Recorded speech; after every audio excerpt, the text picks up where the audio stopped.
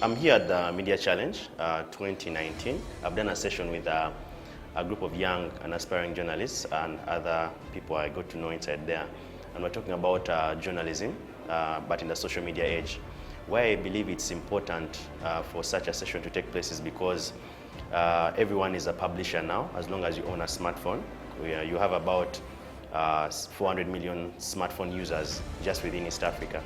And that means that information must spread from phone to phone, from person to person, and it will always break fast on social media. WhatsApp has grown very, very vastly. So stories and content is being shared on there. So we discussed how they can maximize these numbers, how they can push their message through there. They don't have to wait to be in front of a huge camera or in studios to be able to record a story and push it onto their target audiences. We also talked about fake news, and I talked to them about misinformation and disinformation and how it's spreading over the years and how we can counter it. So those are things that I believe the next journalist should be equipped with, because their voice or their message could impact the society positively or negatively. I took them through what the landscape looks like at the moment, and the session also includes how multiple platforms sort of sync or work together. For instance, right now Next Media has radio, TV, and online, and as much as online would be the leading thing, it can't separate itself from what happens on broadcast on TV. And at the same time, it also can't separate itself from the people that are listening on radio stations. Broadcast is not going to go away anytime soon, because the biggest advertisers or the biggest stakeholders in these industries in Uganda, agriculture, current affairs, and etc., are still watching TV. Get it? But what TV is doing right now is they're repurposing their content for social media. So the story that you will see on, let's say, Live at Night News, that there'll be a short clip cut out for Twitter, Facebook, or YouTube for later consumption, because the targeted audiences are different. Now, how I would advise a young journalist to approach this if they never got an opportunity to be on the big screen is know how to curate your information and package it for just the audiences that are going to consume it.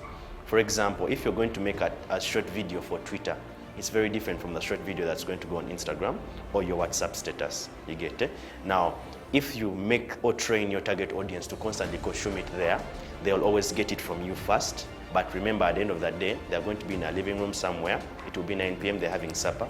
They'll have to see that story on that big screen. One of the trends in journalism right now is the budgets are reducing, one for advertising on our broadcast, and also the amount of money they're going to be able to make doing, let's say, investigative stories and etc. The most important thing that they must focus on first is who do they think they are designing this content for, and stick to doing it for that exactly.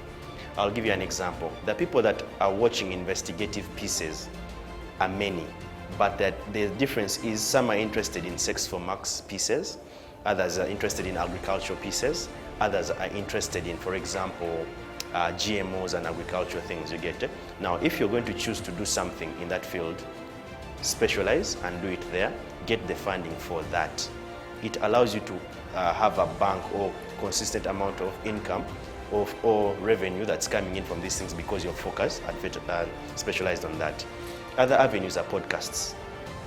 You may find, there is this narrative that's going around that people are no longer watching news or TV, but they are listening to TV. Because you could be in the kitchen preparing a meal, but you're listening to the Live at 1 News on NBS. Now, you can choose to go into podcasting, because the trend is people love to listen more than watch these days. You get it? Because content is repetitive. Also, there are opportunities like Facebook Live. You get it? Sit down, get your smartphone, get a smartphone stand, place it somewhere at your desk, and do a live feed. A small discussion about a specific topic in human interest, in health, in sexual reproductive health, and things like that. You get it? The more you specialize, the easier it is for a young journalist to make money. You will see the most watched content on Facebook right now is Red Table Talk by Jada Pinkett, and it's targeting women. It's empowering women. So that's where she's making that money. These platforms do pay. YouTube will pay you, Facebook will pay you, and Mixcloud and all these other things will also pay you. Yeah.